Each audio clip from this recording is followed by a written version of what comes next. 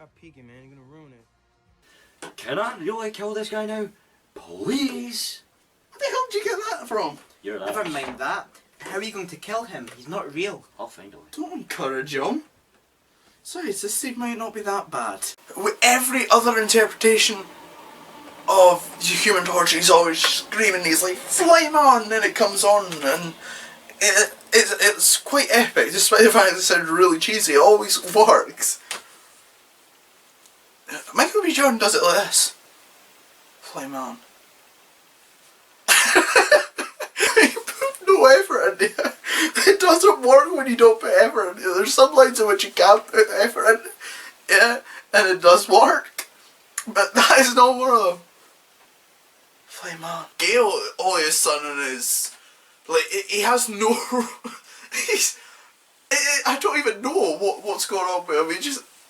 He seems like some psychopath at times. He's just like, no, let's I want Peter dead because he needs to die, because that way Katniss will love me.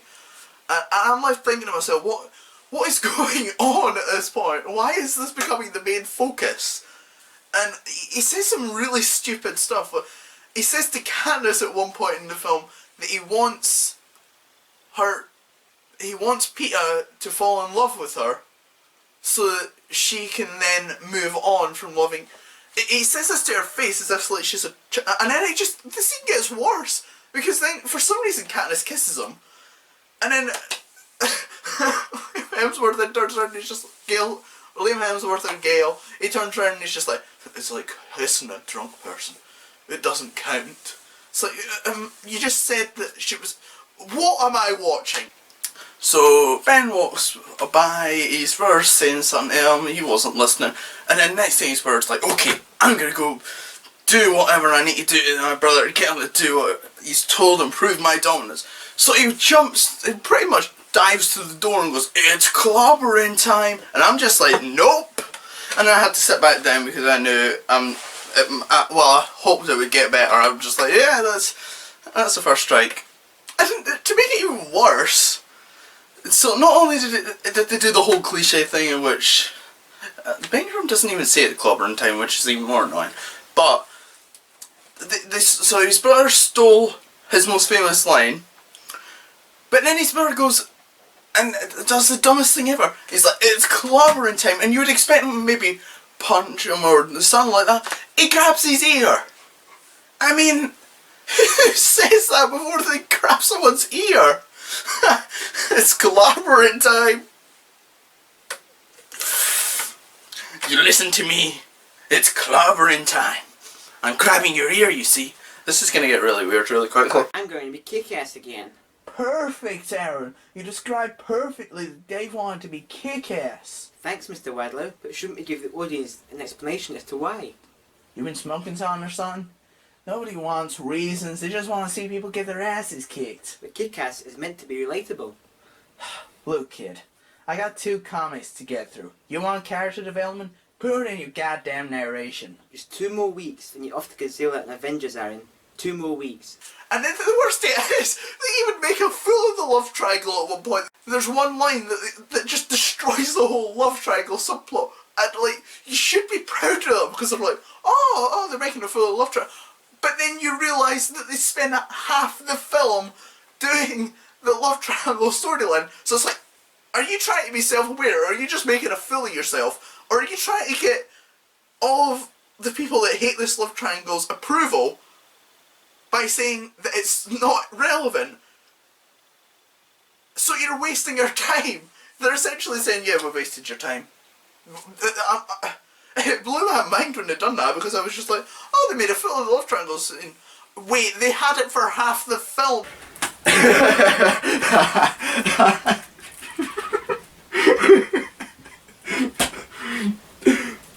I can explain. And basically, I'm planning on doing a review for this. One of my friends handed me it because I gave him the Lego movie, or digital copy for it, so why not? So he decided to hand me this 10 out of 10. I have no idea who handed the 10 out of 10. Oh my god, it's an extended cut. I have not opened this, and I'm dreading watching it. Especially the extended cut. You never know, it might be like Ghost Rider. I actually enjoyed the extended cut of Ghost Rider. I hate the 12 version.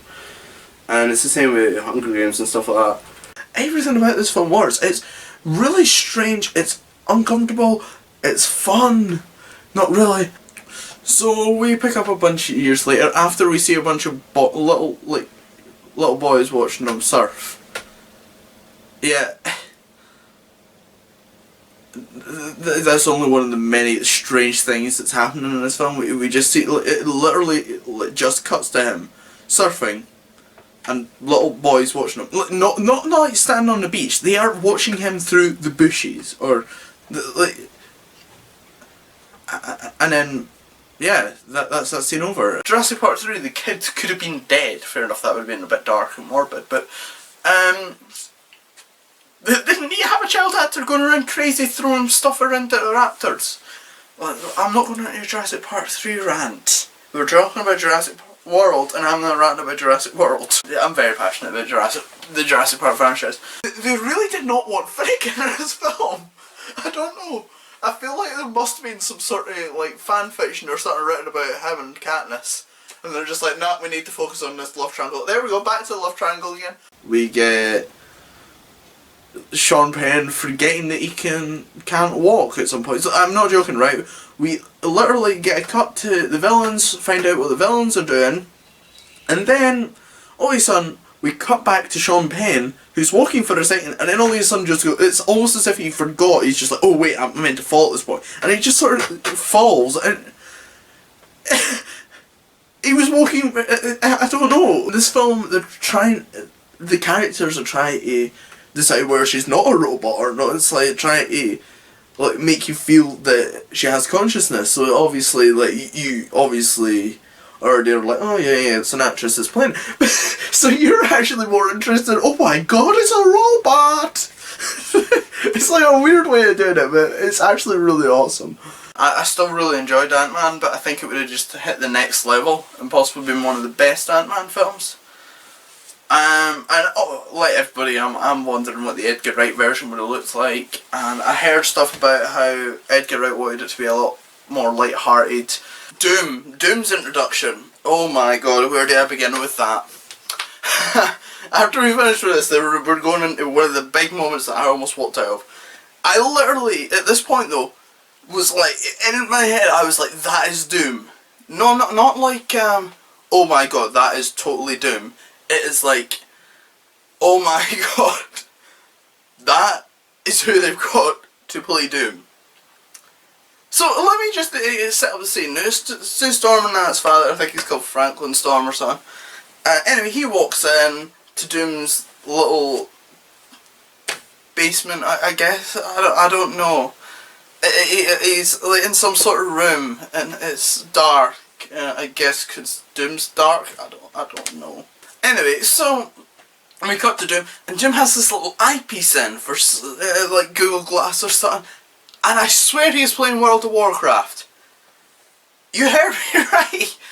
Doom, the guy who pretty much takes over the planet in like 50 different comics, is playing World of Warcraft with an eyepiece. Oh, but no, don't worry, this eyepiece does a lot more than just play World of Warcraft. It also opens blinds and doors. Why would... And he has this weird beard and everything. He looks like some homeless guy. How did this... I don't know. It's just so bad, that whole... Fair enough, like, thankfully he does get rid of the whole uniform thing that he was doing. I don't know. You kind of feel sorry for Peter in that situation. He's like... he's super friend-zoned, but then he has to act like he's not for the cameras. And... yeah, that sort of, it's not really a love triangle because Peter even knows himself that it's fake, and she knows that he knows that she doesn't care for him that like in that way. It's more like a friend or something like that, or more someone that needs to be protected. And it's not until they end Catching Fire in which something starts happening between them. But it's, you never really get the feeling that this is gonna change much. Like, it's not gonna go crazy, because even Gale understood. I think even Gale, if Gale had common sense, he would realise, okay, why am I putting so much thought into the love triangle, which I hate?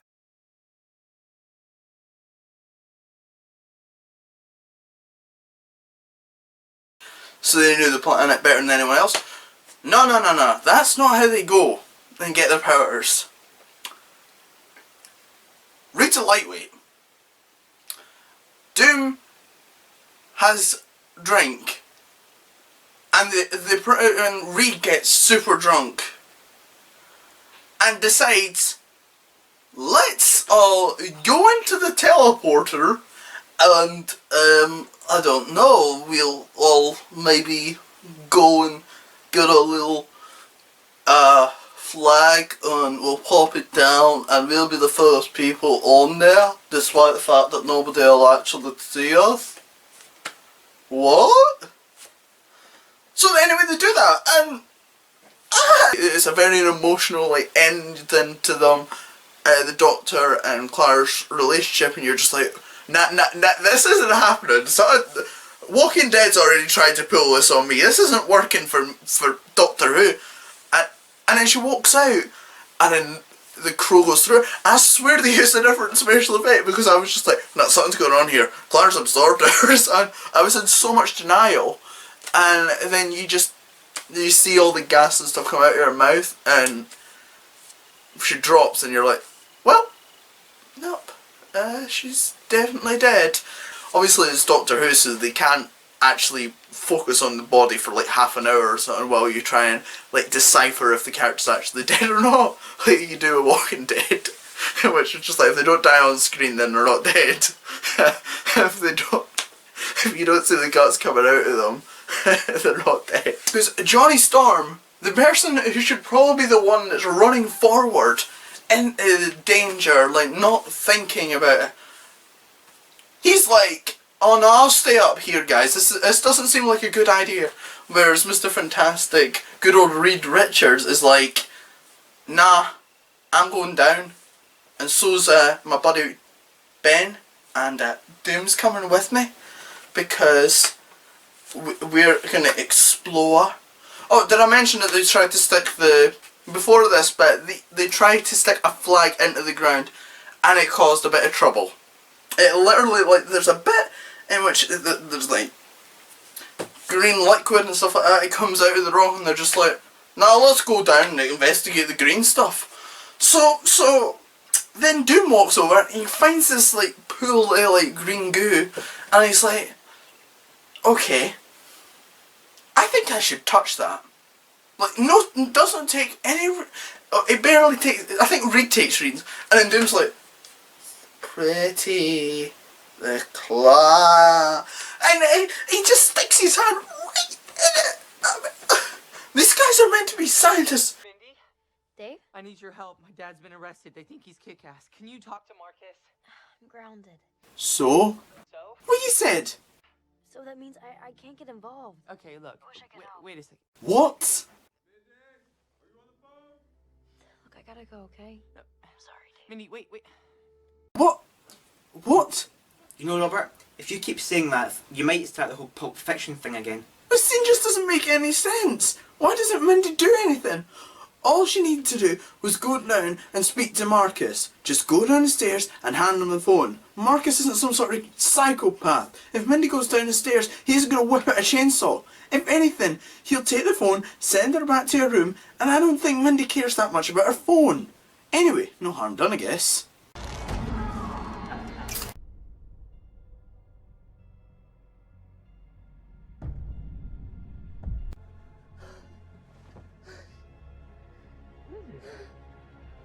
I'll let me do that.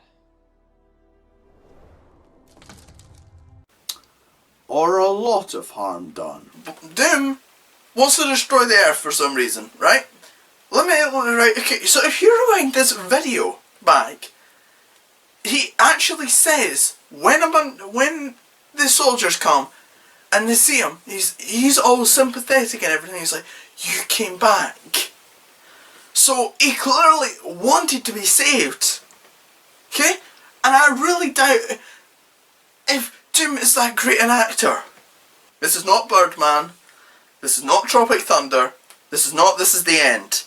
This is the Fantastic Four. Okay? No. Right, okay, now we can move on. So, Dim's been rescued, and now all of a sudden he snaps, he's like, yeah, the human race needs to be destroyed, kills everyone, and goes back home.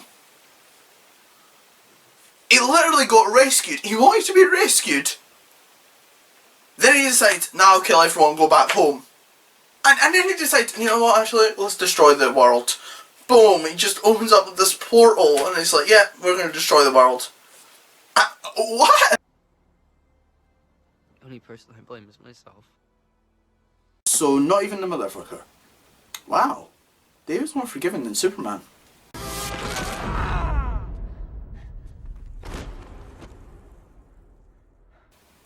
Oh yeah. Bad example. We get this really awkward, cheesy moment in which they're just like, so what should we call ourselves? And then Michael B. Jordan turns around and goes, how about we call ourselves the Human Torches and the Torchettes?